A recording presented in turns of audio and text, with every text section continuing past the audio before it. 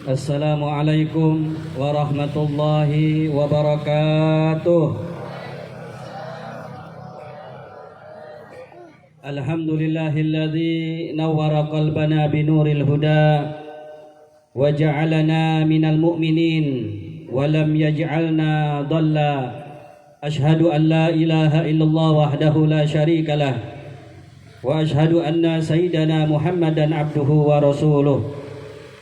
Allahumma fasalli wa sallim wa barik wa karrim wa majid wa azim ala sayyidina wa habibina wa syafi'ina wa qurrati a'yunina wa maulana Muhammad salatan tahabbu lana minhu akmalal imdad wa fawqal murad fi darid dunya wa daril ma'ad wa ala alihi wa sahbihi wa sallim wa barik bi qadri azamati dhatik adada ma'alimta wa zinata ma'alimta wa mil'a ma'alimta amma ba'd. Al-mukarramun, para alimil ulama, para habaib, para asatid, para hujat, wabil khusus Al-Habib Ahmad, Al-Habib Muhammad, Abna Al-Walid, Al-Habib Hasan bin Ahmad Al-Jubri, mudah-mudahan Allah berikan sehat panjang umur. Al-Habib Ghazi Ali Drus, Al-Habib Muhammad Al-Habsi, Al-Habib Hasan bin Ahmad Al-Haddad, Al-Habib Fauzi Al-Haddad, dan juga para kiai, para tuan-tuan guru, wabil khusus yaitu Al-Ustadz Haji Syafiq Munandar dan juga Ustadz Abdullah Hapandi, dan juga kepada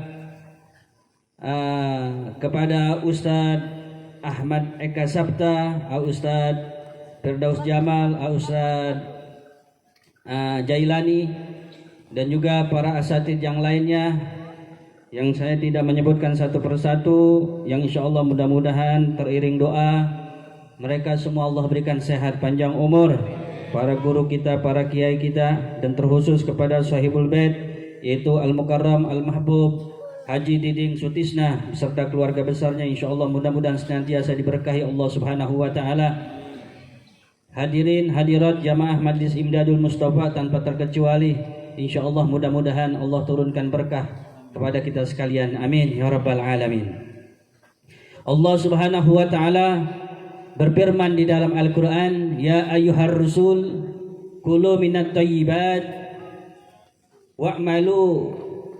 wa'malu salihah inni bima ta'maluna alim. Wahai Rasul, makanlah makanan yang baik, yang bagus, yang halal. Kemudian lakukanlah amal soleh, artinya beribadah kepada Allah Subhanahu wa ta'ala. Mengapa di dalam ayat ini yaitu urusan makan dulu yang disampaikan oleh Allah agar memerintahkan Rasul kepada umatnya makan makanan yang halal, yang baik. Habis itu baru bicara tentang ibadah, diperintahkan untuk ibadah kepada Allah. Karena para jamaah sekalian, jadi makan yang halal itu ibadah, dan makanan itu juga baik yang kita konsumsi maupun yang kita pakai itu juga menentukan kita beribadah kepada Allah atau tidak dari apa yang kita makan. Karena jelas Nabi mengatakan di dalam hadisnya, yaitu man akalal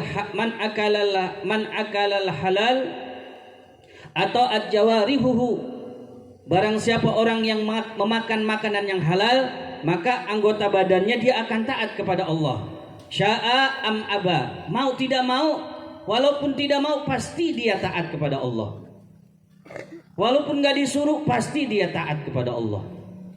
Sebaliknya, waman akalal haram asad jawarihuhu sya'a am aba, barang siapa orang yang memakan yang haram, maka dia tidak akan pernah taat, melainkan dia akan terus bermaksiat kepada Allah. Mau atau tidak, dilarang atau tidak, dia pasti bermaksiat kepada Allah. Kenapa? Yang dimakannya, yang dipakainya, yang diusahakannya itu adalah haram, para jamaah sekalian. Al-Habib Abdullah bin Muhsin Alatos, Keremat Empang Bogor, itu sudah membuktikan ini ada dua kantong duit, yang satu haram, yang satu halal. Dipanggil dua orang, si A sama si B. Diberikan uang itu dan diperintahkan supaya pergi bermusafir kemana saja. itu yang membawa duit yang halal, itu digunakan uang itu di jalan yang baik. Ada majlis taklim berhenti hadir, ada kiai, ada ulama silaturahmi, menyantuni orang yang nggak punya, sesuai perjalanan uang itu yang halal itu kepada yang halal. Yang diberikan yang haram terus bermaksiat kepada Allah dengan uang itu, para jamaah sekalian. Nah, ini merupakan satu bahwa tolak ukur kita taat kepada Allah adalah sesuai dengan apa yang kita masukkan ke dalam perut kita, yang kita pakai, yang kita usahakan. Karena tadi sudah jelas Habib Abdullah menyitir daripada hadis Nabi kita Muhammad SAW, tidak pantas daging yang tumbuh dari yang haram itu masuk ke dalam surga, melainkan yang lebih berhak adalah neraka untuk memakan daripada jasadnya. Na'udzubillah min dzalik. Lihat umat-umat dulu, Allah Subhanahu wa taala lewat lisan nabinya sudah menjelaskan, yaitu yanju awalu hadhil ummah bizuhdi fid dunya wa qasril amal. Umat-umat terdahulu itu selamat, ya. Selamat, para sahabat adalah orang-orang terdahulu yang masuk Islam. Mereka adalah orang-orang yang sangat luar biasa beriman, bertakwa kepada Allah. Allah sudah ridho kepada mereka, terpampang di dalam Al-Quran. Orang-orang terbaik. Kenapa mereka selamat? Bahkan di antara mereka dijamin masuk surga oleh Allah karena makanannya, karena juhudnya terhadap dunia. Dan mereka selalu waspada sebelum mereka beribadah. Apa yang asupan ke dalam dirinya, yang dipakai, yang diusahakan, dipastikan adalah yang halal dari jalan Allah Subhanahu wa taala. Kemudian Nabi meneruskan daripada hadis tersebut, wa yahluku akhiruha bil hirsi wa tulul amal, dan hancurnya umat di akhir zaman adalah karena mereka rakus, tidak peduli yang haram, tidak peduli yang subhat, yang tidak benar, yang penting mendapatkan keuntungan, yang penting mendapatkan banyak. Inilah yang terjadi di akhir zaman, saudara hadirin sekalian. Rakus dan tulul amal. Apa? Angan-angan itu selalu panjang. Sebenarnya orang-orang yang selalu bercita-cita untuk mengumpulkan dunia dikatakan tidak akan pernah senang hidupnya, saudara hadirin sekalian.